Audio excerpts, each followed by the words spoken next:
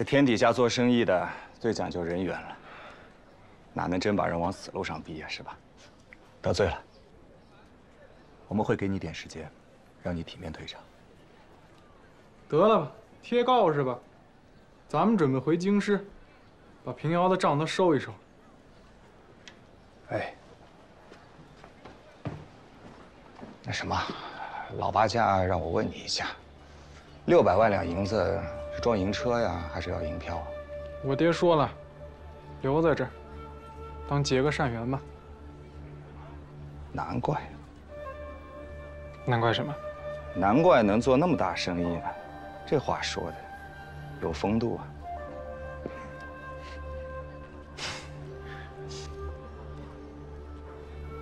你是夸他呀，还是骂我呀？不过有件事我真的不明白，我到底输哪儿了？你给我解解惑。哎呀，你太抬举我了，我回去好好想想吧。等你去京城那天，我当面跟你说。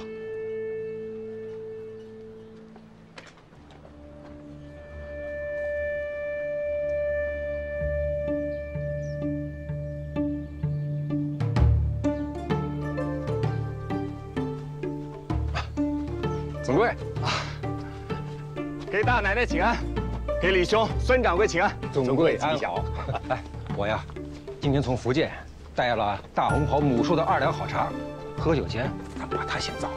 谷兄弟怕是饿了，咱们先吃酒后喝茶。好，他饿不饿的我不知道啊，可是我馋这茶可不是1天2天了。你说这一把年纪都沾上，哎不，我是托总柜的福。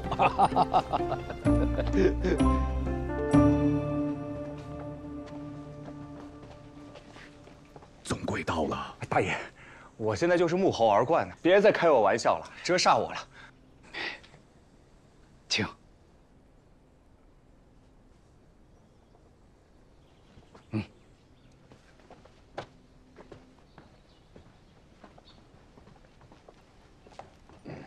他能说出4个字来，就算行大礼了。我这辈子净听他俩字蹦，是不是残废？滚！哎，你听听。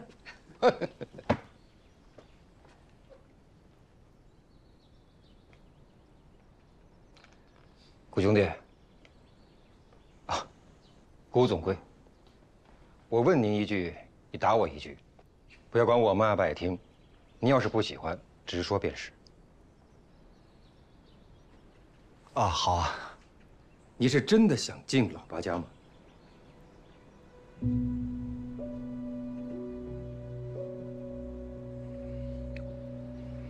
我不想进。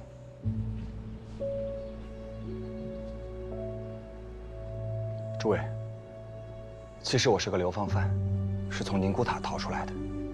救我的恩人被王天贵抓了，是他威胁我，逼我替他做生意。他之所以那么想进老八家，其目的是为了要探听闯王宝藏，所以才有了上次晋阳山庄之行。这可是没想到。现在你们都知道了，我是个连身份都没有的人，我何德何能做你们的总柜呢？河东八家，我久有耳闻，一见之下大为心折，能与你们相识，已经是天大的福分了。其余的，我真的不敢奢望。你们商议你们的吧，我先行告退了。不就是一个流犯吗？当年明太祖还做过乞丐呢。英雄不用问出身。不是，你们要商议的自然是机密，我留下来的话对你们也是风险，还是算了吧。谷兄弟，谷兄弟，你能把这些事告诉我们，就足以证明你的赤诚。我们要是再不能跟你共机密，河东老八家岂非成了小人？咱们不管什么王天贵不王天贵，你的为人，你出的主意，我十分佩服。我接纳你，我愿意跟你共机密。我也是。最近几个月，咱们票号可是大发利市啊，小子，不，总柜，王天贵放了你，老头子我亲自驾车接你去我那儿。那么多废话不够你说的。文才兄意下如何？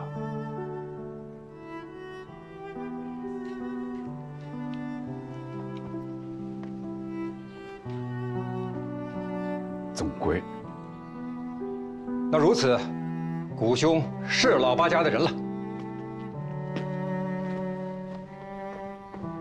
你去哪儿啊？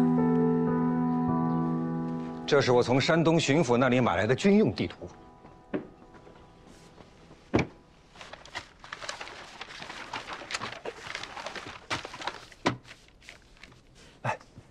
王爷的兵现在已经到了这儿，山东与河南交界之处，曹州。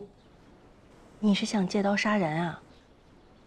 王爷的马队可是所向披靡，战功卓著，那些没有刀枪的义军又如何应付？他们本来都是些可怜人，如果不是被没收了土地，居无定所，谁会低落着脑袋去吃造反的饭啊？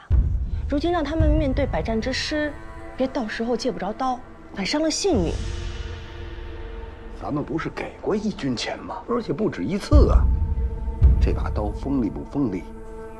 钱是磨刀石。怕总归听不明白，我们行商送货，跟所有地面上的人都打交道，义军首领也跟我们交好。钱是磨刀石，这话不错。你有什么打算？我这次让河北的商铺在草原上弄了2000匹马，走运河，送到山东，用马队把整个山东的义军联合起来，团团围剿。我不懂兵法啊，我只告诉他们一句：别让那个王爷活着出来。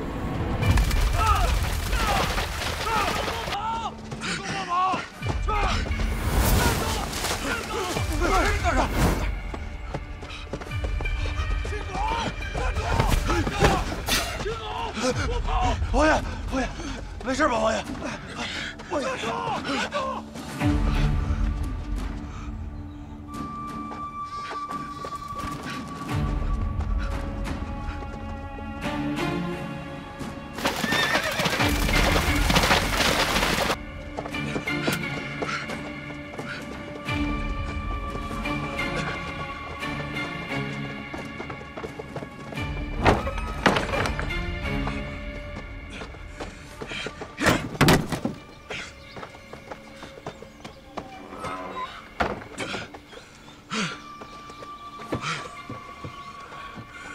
护卫部队都到哪儿了？怎么一个人都看不见？都哑巴了？回话！王爷，03那小子他反了。怎么可能？他是我一手带大的。刚才冲阵，我们眼看就要赢了，可是03带着他的骑兵部队冲进来，一时间。我们竟不知道谁是谁，所以就让叛军他们得了势。他岂能叛我？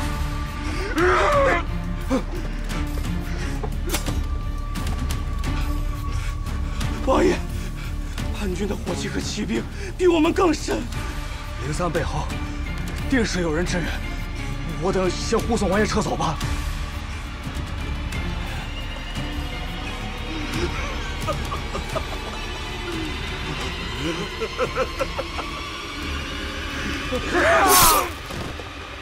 我们已经买通了王爷的亲兵大将03儿，这家伙欠了300万赌债，我们替他还了。他答应，他一定临阵反水。到那个时候，外有强敌，内有叛军，王爷这场仗没有打就输了。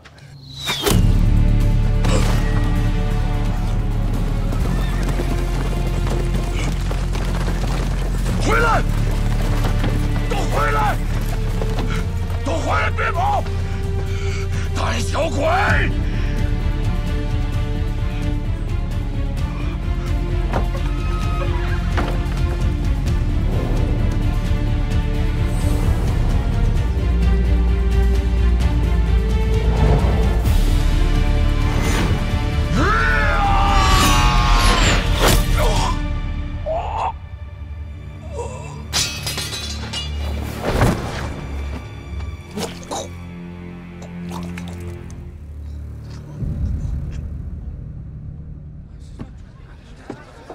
绑好了，绑好了，这绑结实了，绑结实了。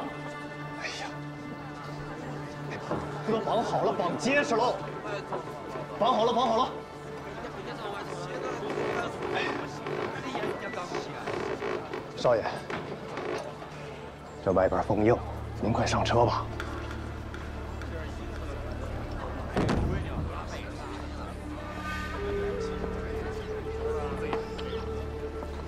那这个怎么办呀？这砸碎了，带回去便是。当时把它立在这儿的时候，许诺要把它立上个几百年。现在这还没几个月，就要砸碎带回去了。少爷，这胜败乃兵家常事。砸？为什么不砸呀？啊？ 等我上车呢，这不是怕您触景生情吗？我触的什么景？生的什么情？我砸碎了，我好走得安心。嘿！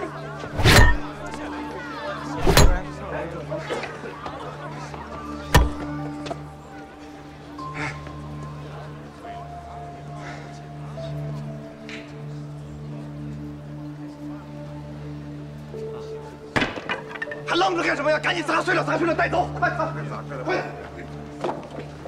点！对，把绳子接住。哎，对，少爷调整一下，把这个拿下来。吴兄啊，你现在是古大掌柜的山西票号的第一红人，羡慕啊！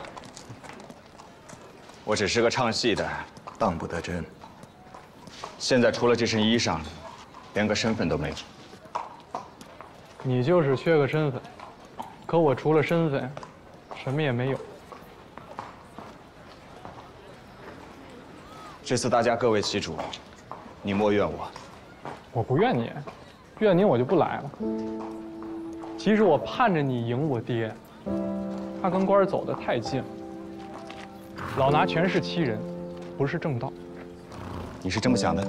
嗯。 可是我也很矛盾，我就想好好做个商人，好好的经商。可是有我爹这种人在，我就觉得我赢不了。你能这么想，我很高兴。可是究竟哪一条路是对的？你问我也是问到于盲了，我哪算什么真正的商人？你还不算商人，老八家那些老狐狸能白白捧你做总柜？ 有话不说，可就不仗义啊！行啊，还记得上次我与你说的道兴吗？天下百工百业，士农工商，不乏佼佼者，更有人可以扬名于万世，不为读书人。就好像影视有陶谦，木匠有鲁班，咱们做生意的有白圭范蠡。他们能做出那么大的成就，应该就是孔夫子说的“近乎于道”。 那么这个道究竟是什么呢？它是一个道理，一条道路，还是可以囊括天下万事万物的一个宝藏？我常常夜不能眠，在想这其中的秘密。想不到古大掌柜的还是个求道之人啊！流放犯古平原，读书人古平原，还是现在的古老板，到底哪个是真，哪个是假？又或者都是真，或者都是假？ 你就别给我打哑谜了。既然学着经商了，我就在想，商之意图，大道何在？古人说大道至简，那就应该是最基本的道理。最基本的，无非是信和义两点。人至诚则至信，至仁则至义。所以经商之人要把诚信和忠义当作生命去捍卫。这话说着有些迂腐了，但一旦做到极处，就好像今日这样，老八家凭借其信誉。 白条入账，头寸调度越发灵活，而天南海北的银子，因其守信，因其便利，被源源不断地存了进来。这就是信义可行于世的证据。这世间有些道理看似简单，但若不去实践，就永远无法知道它的妙处。这么多年过去了，但你这点头巾气儿还是在的。你让我说的，莫要消耗我。我打算打道回府了。等我再来山西，一定再来看你。我四海飘零，还不知道下一站会飘到哪儿呢。这样，等什么时候大赦天下了，我恢复自由身，我过去找你。你还要走啊？既然是场戏啊，总有唱完的那一天。我暂留在这里，还有我要救的人。走了。这，顾兄。不过一定会有人记得，咱们大闹平遥城，城门当、上门当、佛门当，让这平遥所有的票号、银号一概低头，真是痛快。一定会有人记得的。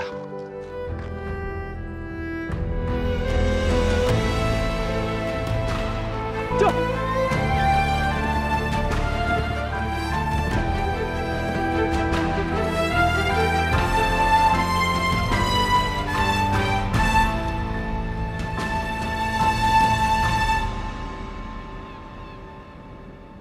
各位，让我们为了古兄弟，为了我们的总柜，为了老八家能够得到如此人物，满饮。满饮，满饮，满饮，满饮。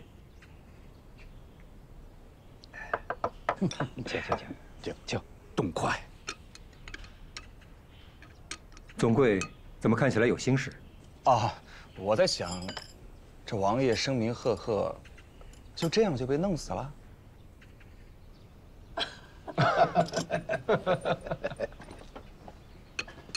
你呀，还是不太了解钱这个东西的威力。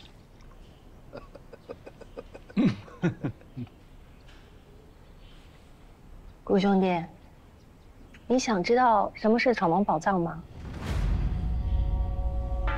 所谓的闯王宝藏，都藏于山中腹地之处，处处都是高墙壁垒，机关严密，除了老八家，无人能进。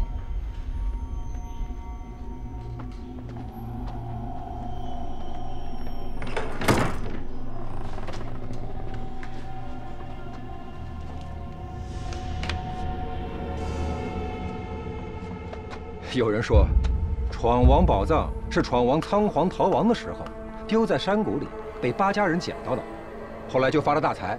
这纯粹是胡说。天底下要有这等好事儿，那八家人自己都得打个死去活来。吴兄弟，你说是不是？自当如此。闯王这种身经百战、雄才伟略的人，是剩下18骑人马都能杀出重围的，这样的大英雄，怎么会连军饷、银子都管理不好？是因为他当时啊，已经知道了，恐怕天命已经不属于他，不甘心江山被别人占了，因此，他命底下8位部将接管了军中这几10年来积攒的财富。这里面有从崇祯皇帝那儿拿来的，也有从贪官污吏手里罚没的，但这些是大顺朝的立国之本，也是未来恢复我汉人江山的凭据。八家受命于此，就以经商身份掩护，因此这笔财富依然在老八家手里，这份责任也背在肩上。我们祖祖辈辈为了这一天等了很久，将来还得等下去，对吧？这就是老八家。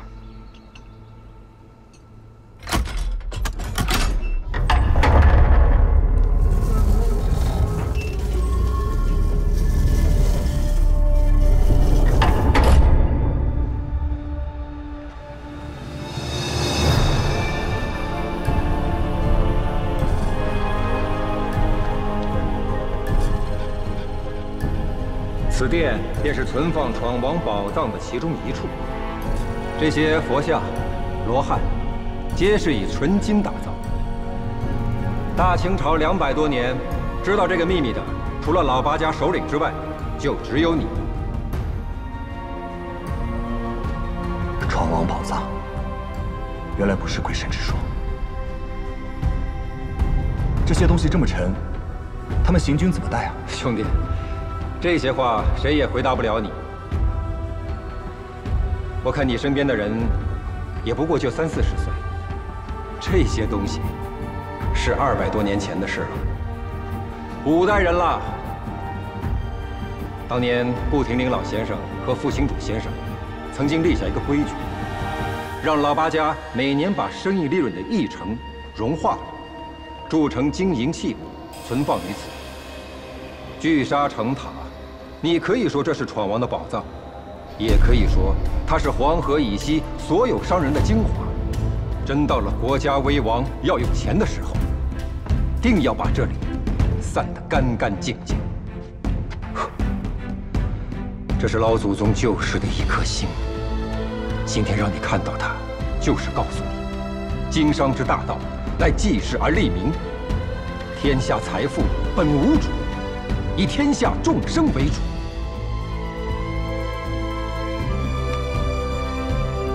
顾平原，请受教。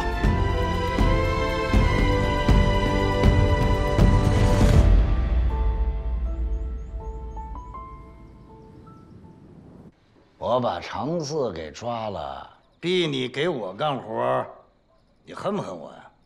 谈不上恨，无奈而已。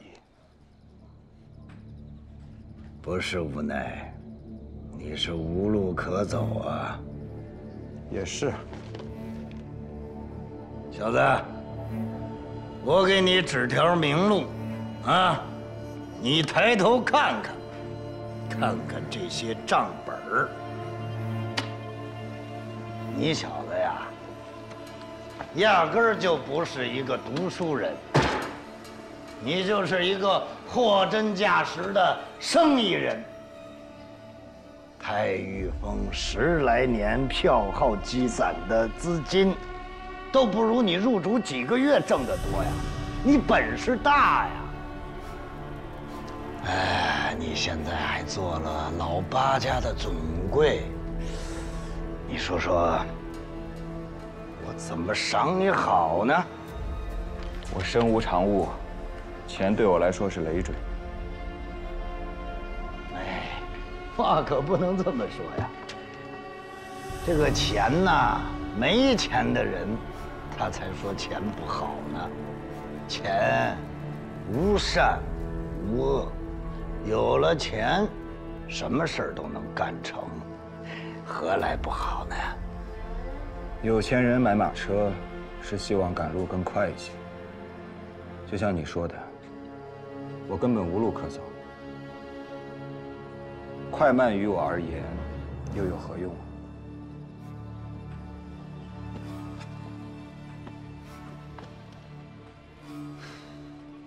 你信不信我现在就可以把你送回宁古塔呀？你知不知道那儿有多少人想要你的命？我信。可是我偏不这样做。你晓得可以帮常老4挣钱，那你为什么不能帮帮我呢？小子，你此时出现在这儿，这是老天爷的天意，就证明咱爷儿俩有缘呐。看看这满屋子的账本儿，这都是我的财富。哎，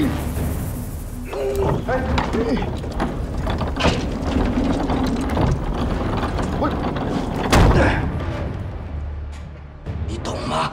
我懂什么呀？你有话直说。给我做儿子，你该姓王。从此以后，古平原这个人就死了，以前这事儿就一笔勾销，都翻篇了。你手里拿着一副好牌呀，啊，这一屋子的财富全是你的，你替我守住了，以后我死了我就埋在这儿，我替你守着。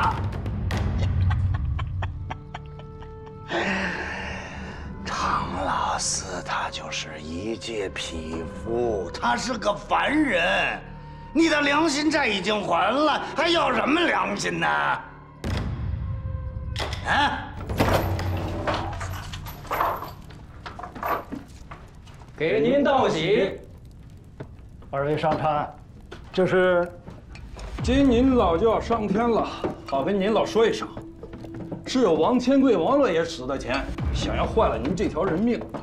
将来您到了阴曹地府，您大英雄好汉子，您找他报仇，可别怪罪我们哥俩。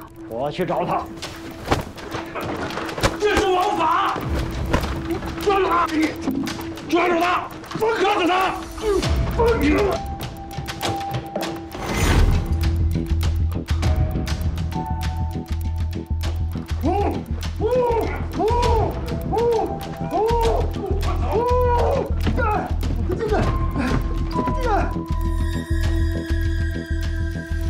王老四，这件事我帮你办了，他们父女俩的命都在我手中，我一定会让他们死。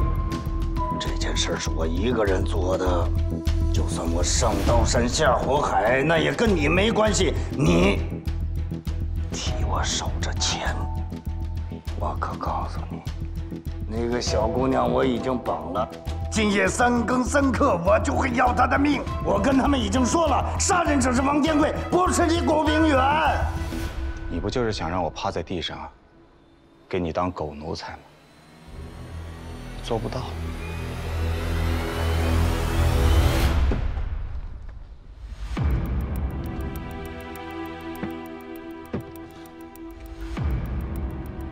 你做不到可以啊，那我也不保你的命了。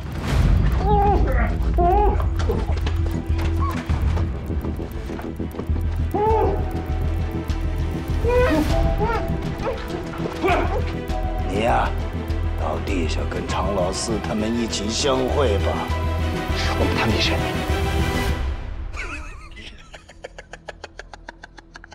你跟我谈什么生意呀？你有资格跟我谈吗？啊？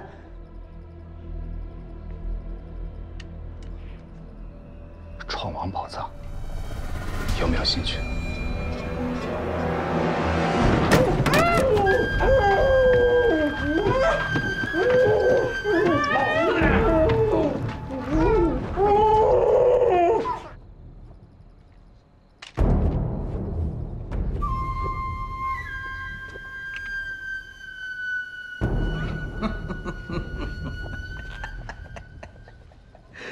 闯王宝藏，这只是一个传闻罢了。几百年了，没有人知道它的秘密所在。况且我已经调查清楚了，老八家发迹那都是一年年的染料，一年年的茶叶这么挣的。天地下哪有那么好的肉掉在我嘴里呀？我告诉你吧，我刚去过。在哪儿啊？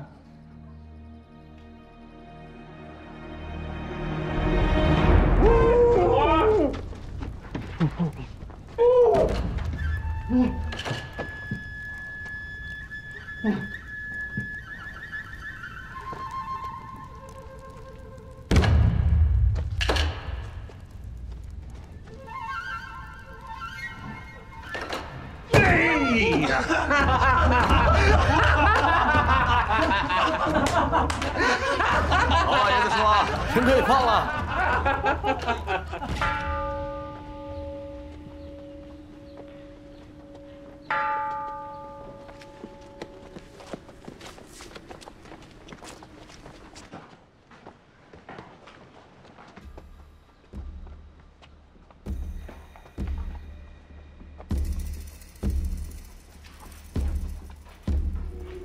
他说这个李闯王最后是出家当了僧人，我看未必吧。以他的那种性格，怎么可能安安静静的在这里过一辈子？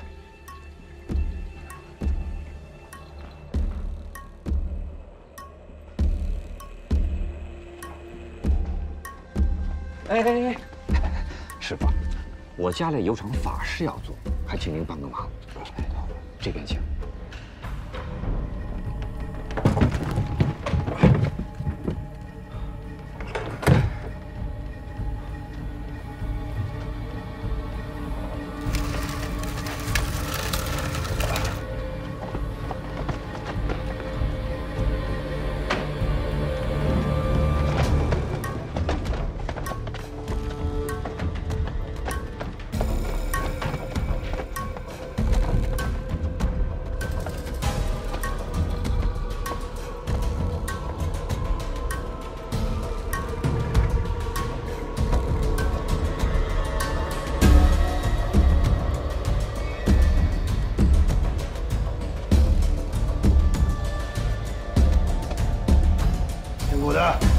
先生。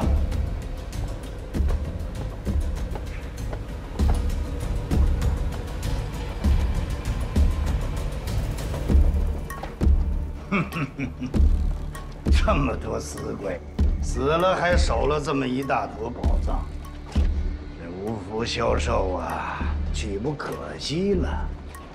你既然明白这个道理，又何必过来和他们一起守着呢？这个人的嘴我很不喜欢，一会儿把他给我撕了。是。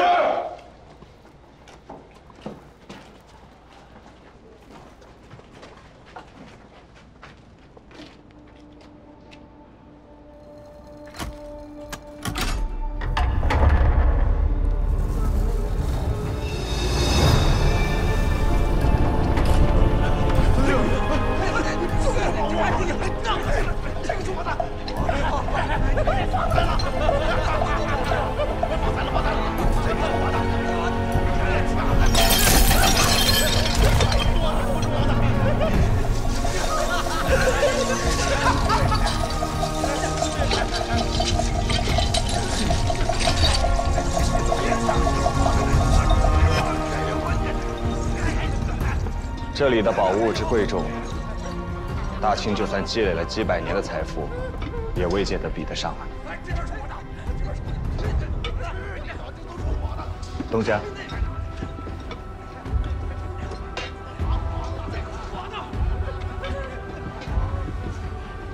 你还满意吧？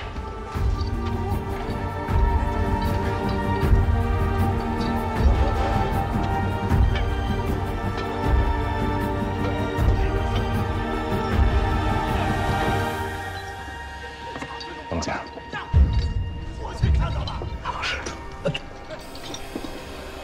老师。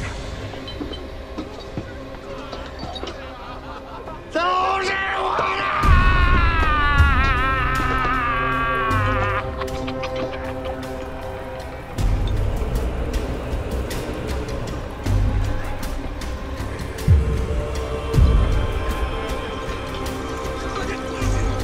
撒开！我撒开是我的！我先看见了。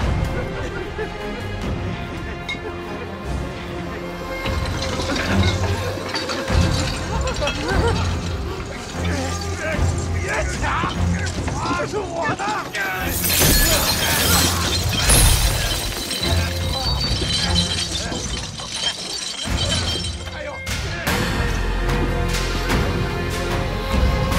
这就是断龙石，当年修皇陵的人修筑，一旦落下，再无生还的可能。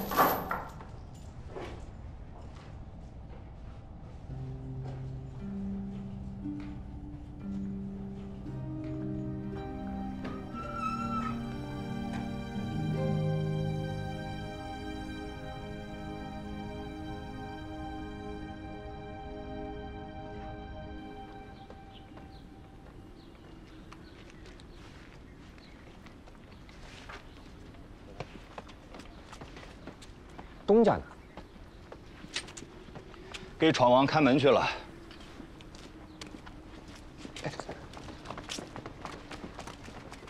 王天贵那种人，怎么可能跟你共富贵？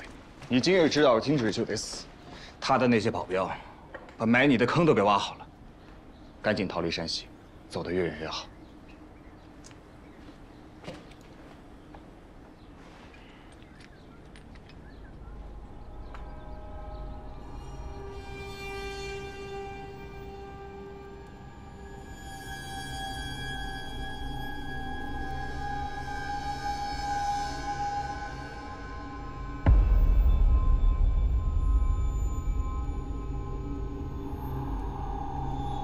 老天爷，我王天贵比你有钱了，偏是我才别有用。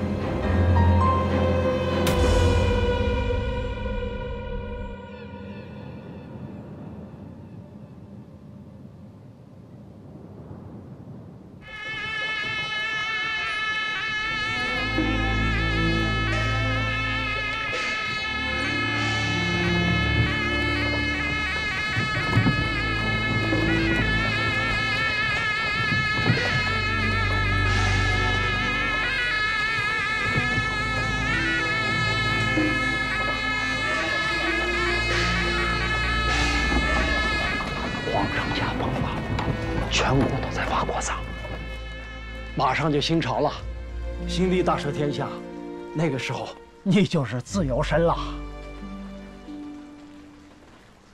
我现在去买马，到街上走一走，应该很快旨意就到了。哎，先别冒失，再等等，我再出去看看。爹，你让他买马吧。小皇帝的赦令下来了。 刚刚县太爷派人在外面喊话呢。郭兄弟，要不你再多住几天？我们在一起还没有好好待够呢。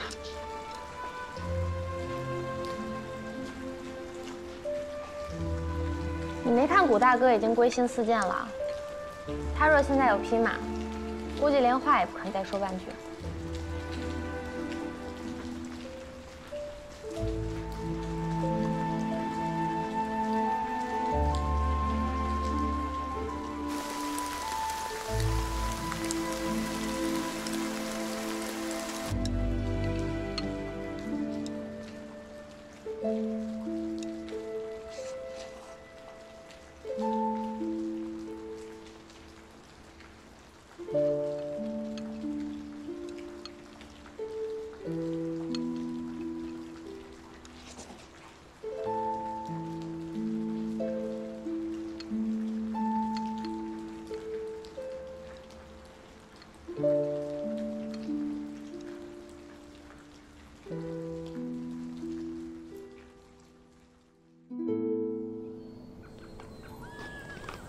四爷，等到什么时候南方平定了，安徽光复了，你可以过来，来我们这贩卖点茶叶生意，运到北方去。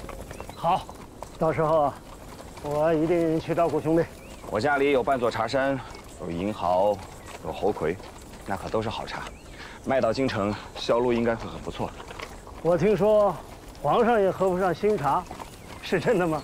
我小时候听过收茶的师傅说，当朝的皇帝 喜欢喝金丝龙团和普洱，他知道什么是好的绿茶呢。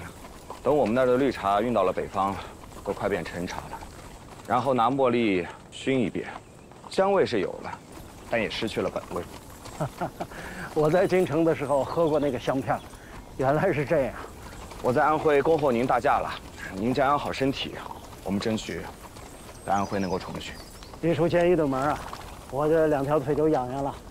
这1年多，我终于想明白了，我只有在路上痛快。葛兄弟，一路上多多保重。嗯。站。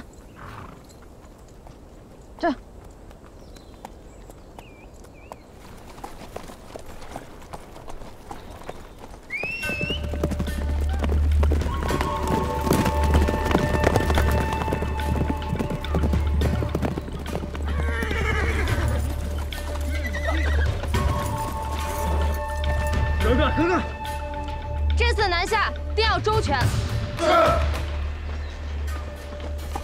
下等候。走。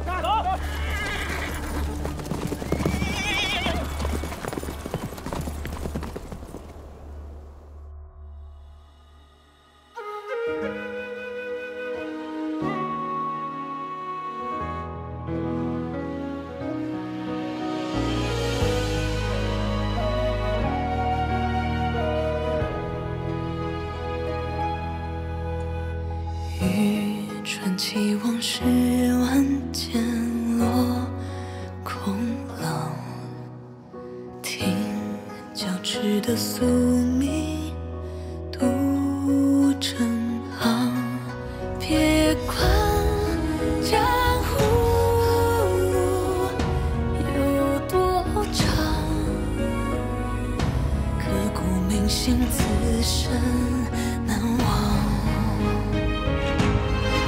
铭刻年轮中央，眼线恍然残阳。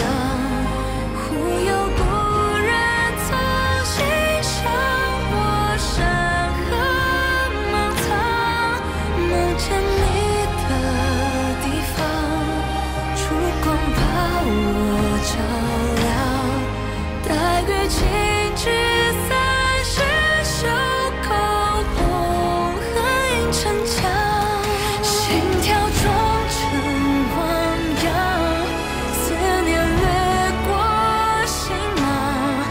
褪色的剑碎了花草，驸马衣裳，荔枝吹远芳香，说流年酿沉香。